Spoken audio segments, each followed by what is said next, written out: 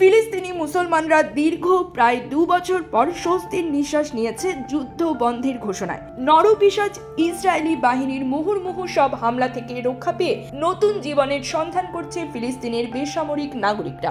গাজার এই অবরুদ্ধ উপত্যকায় দীর্ঘদিনের রক্তক্ষয়ী সংঘাতের মাঝে যুদ্ধবিরতি কার্যকর হওয়ার পর এবার ধ্বংসস্তূপের নিচ থেকে একের পর এক লাশ উদ্ধার করা হচ্ছে।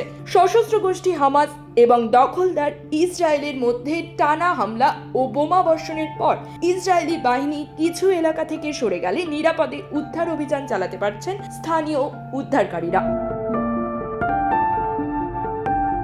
শুক্রবার 10 অক্টোবর গাজার বিভিন্ন হাসপাতালগুলোতে মোট 155টি লাশ পৌঁছেছে, যার মধ্যে 135টি মরদেহ ধ্বংসস্তূপের নিচ থেকে উদ্ধার করা হয়েছে। যুদ্ধবিরতির কারণে দীর্ঘদিন চাপা পড়ে থাকা বহু মরদেহ অবশেষে শনাক্ত করা যাচ্ছে। ওয়াফা নিউজের তথ্য মতে গাজা সিটির আল শিফা হাসপাতালে পাঠানো হয়েছে 43টি লাশ, আল আহলি আরব হাসপাতালে 7টি, নুসেইরাতের আল আউদা হাসপাতালে 4টি, আল আকসার শহীদ হাসপাতালে 16টি এবং নাসির হাসপাতালে নেওয়া হয়েছে 32টি মরদেহ। এদিকে যুদ্ধবিরতির মাঝেও হামলার খবর পাওয়া গেছে। বৃহস্পতিবার রাতে ইসরায়েলি বাহিনীর নতুন এক হামলায় আরো 19 জন নিহত হয়েছেন। আহত অবস্থায় মৃত্যু হয়েছে আরো একজনের।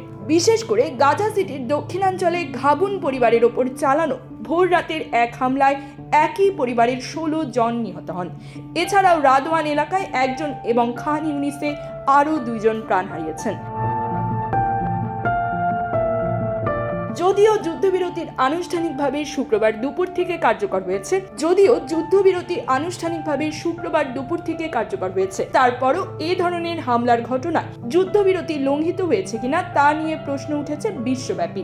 এদিকে যুদ্ধবিরতির অংশ হিসেবে আগামী 72 ঘন্টার মধ্যে হামাসের পক্ষ থেকে 20 জন জীবিত জিম্মি এবং কিছু মৃত জিম্মির লাশ ফেরত দেওয়ার সম্ভাবনা রয়েছে বলে জানিয়েছে আন্তর্জাতিক সংবাদ মাধ্যম আল জাজিরা। গাজায় পরিস্থিতি এখনও বিপজ্জনক ও ধ্বংসস্তূপের নিচে চাপা পড়ে থাকা অসংখ্য প্রাণীর খোঁজে চলছে নিঃশব্দ সংগ্রাম, যেখানে প্রত্যেকটি লাশ উদ্ধার যেন এক একটি অশ্রুসিক্ত গল্প।